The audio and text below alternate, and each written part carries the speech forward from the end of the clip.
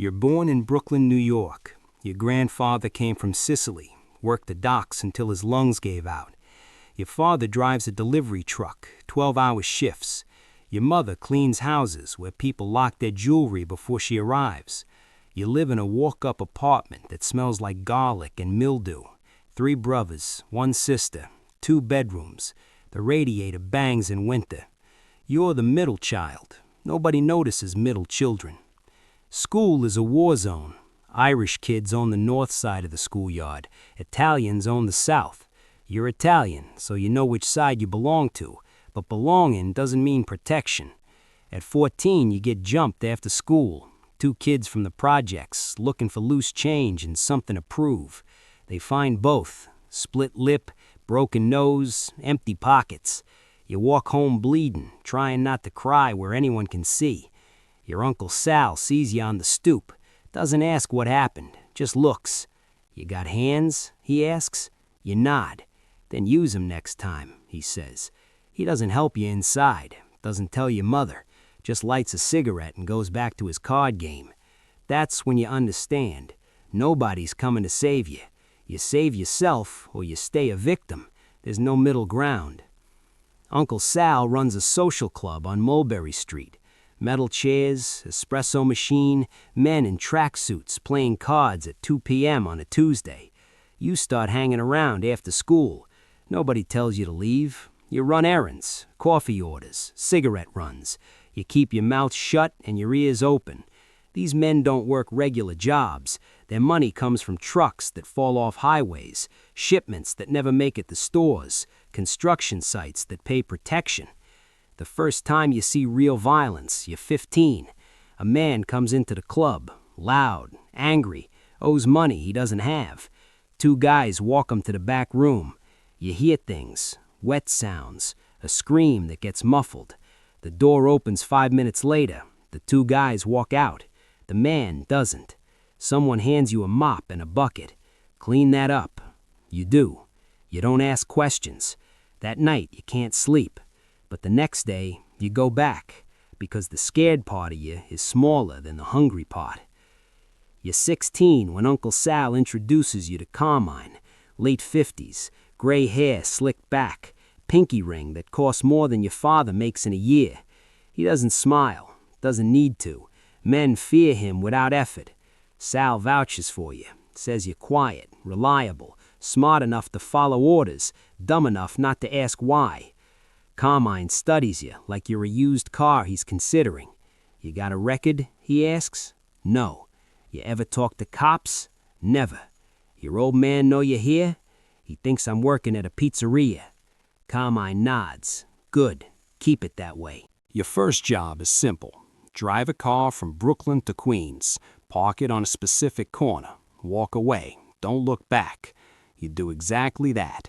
2 days later, you read about a murder on that corner. Same street, same time. You realize you drove the getaway car.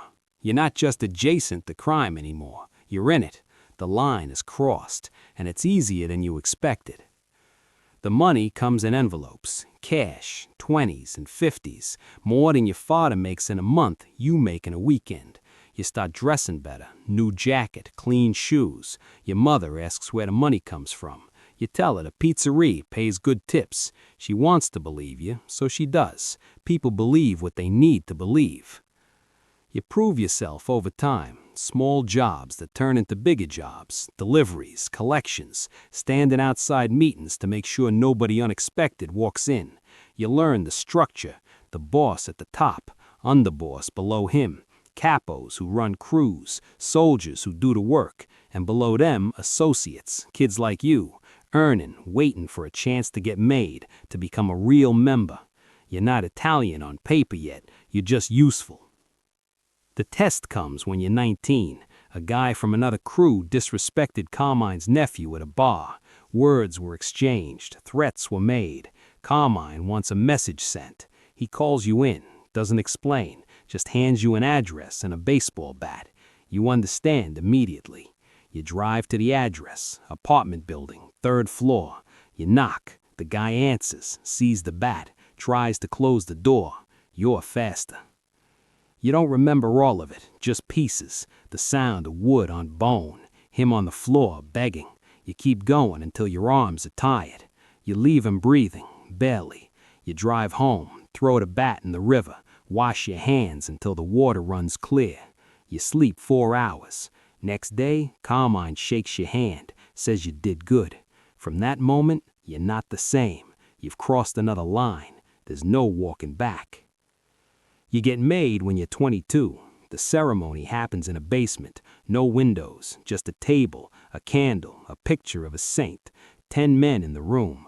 Carmine explains the rules. This thing of ours comes first, before family, before God, before yourself. You take an oath in Italian. Blood is drawn from your finger, dripped on the picture. The picture is burned. You shake hands with every man in the room. They call you brother. For the first time in your life, you feel like you belong to something bigger than yourself. The tattoos come later, not like the Yakuza. Italians don't advertise. You get a small cross on your wrist, a family crest on your ribs, ink that means something only to people who know. You wear long sleeves, keep it hidden. By 25, you're running your own crew, 4 guys under you. You manage a piece of Brooklyn, construction sites, waste management, restaurants. You collect every week, cash in a bag. You take your cut and pass the rest up. The math is exact. Skim and you're stealing from the family. Steal and you're dead. You wear suits now, tailored. You eat at restaurants where the owner comps the meal. You drive a Cadillac. You have a girl, doesn't ask about your hours, doesn't mind the cash. You buy her things. You think maybe you can have both, the life and the love. You're wrong. You learn the real business isn't violence. Violence is the tool you use when everything else fails. The real business is fear. You walk into a room and people straighten up. You make a suggestion and it becomes a command. You learn which politicians need money, which judges can be bought, which cops will look the other way. But paranoia sets in by 27. You check your car for bombs every morning. You sit facing the door in every restaurant. You vary your routes home. You sleep with a gun under your pillow, because you know the rules. The same men who smile at you today might kill you tomorrow if the order comes down. Loyalty is conditional, survival is not. You make a mistake when you're 29. A shipment of cigarettes gets hijacked. Interstate truck, your responsibility. Turns out the driver talked to the FBI, wore a wire for 6 months, recorded everything. Your voice is on tape. Your name is in reports. The indictment comes down. Federal racketeering charges. You're looking at 20 years. Carmine calls you in, gives you 2 options. Cooperate with the feds and become a rat, or keep your mouth shut and do the time. Rats get witness protection and new lives. Loyal soldiers get respect and prison cells. You choose prison, because betrayal is worse than death. You plead guilty. The judge gives you 12 years. Federal prison is different. Mobsters from every family, Russians, Mexicans, bikers. You keep your head down. You work out. You survive. Every month, an envelope of cash gets delivered to your mother. Carmine keeps his word. You keep yours. You do 8 years. Good behavior.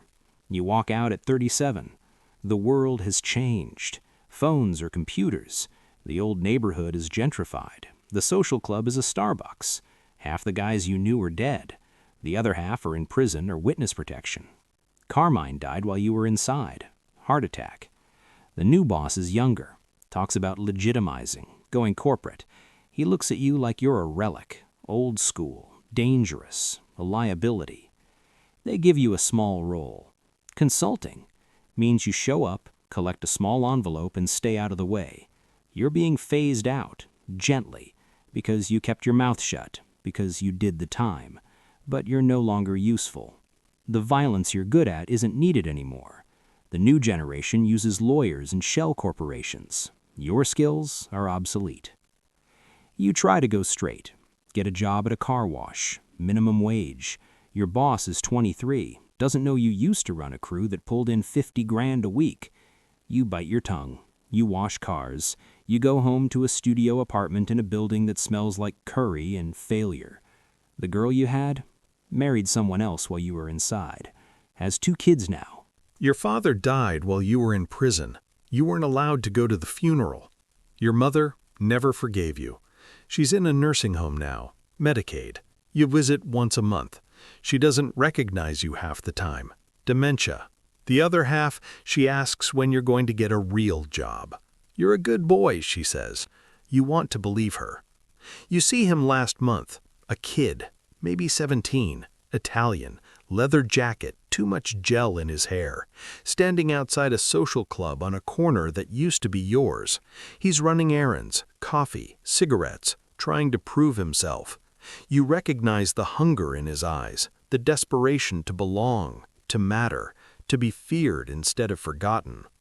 You could warn him, cross the street, tell him what's waiting. Prison, betrayal, a life that ends in a studio apartment with nothing to show but scars and regret. But you don't, because he won't listen. You didn't listen either. When you were 16, someone could have warned you, told you the price. You would have paid it anyway. Because loneliness is heavier than consequence, and the Mafia doesn't sell power, it sells belonging. A family for boys who don't have one, a purpose for kids who feel invisible. The hook is the same everywhere. We see you. We need you. You matter here. You walk past the kid without a word. Go home. Microwave a frozen dinner. Turn on the TV. You're 42 now. No wife, no kids, no pension. Just a body that aches in the morning and a past you can't escape. The life promised you everything. Respect, money, power, family. It delivered. For a while. Then it took it all back, with interest. The cross on your wrist is faded now. The crest on your ribs is a blur of ink and scar tissue. You got them when you believed in something, when you thought loyalty meant forever. Now they're just reminders, proof that you were someone once, that you mattered, that men feared your name. But fear fades, loyalty breaks, families dissolve, and the only thing left is you, alone, in a room that smells like regret. The oath you took at 22 said this thing comes first, before family, before God, before yourself. You kept that promise, and it cost you everything. The Mafia doesn't retire you, it uses you up and spits you out. The ones who survive long enough to get old become ghosts, walking through neighborhoods that don't remember them, invisible again, just like you were before it all started. The difference is back then you had hope. Now you have nothing but the weight of everything you did to escape being nothing. Somewhere in Brooklyn right now, a kid with hunger in his eyes is being offered a seat at a table, a chance to matter, a family that will make him feel seen. He'll take it, just like you did, just like the kid before you. The cycle doesn't end, it just finds new blood. That's a wrap for today. The story you just heard is fiction, but the Mafia is real. The hunger is real. And somewhere in America right now, a 17-year-old kid with nothing to lose is being told he can be someone. If this one made you think, drop a comment, subscribe for more.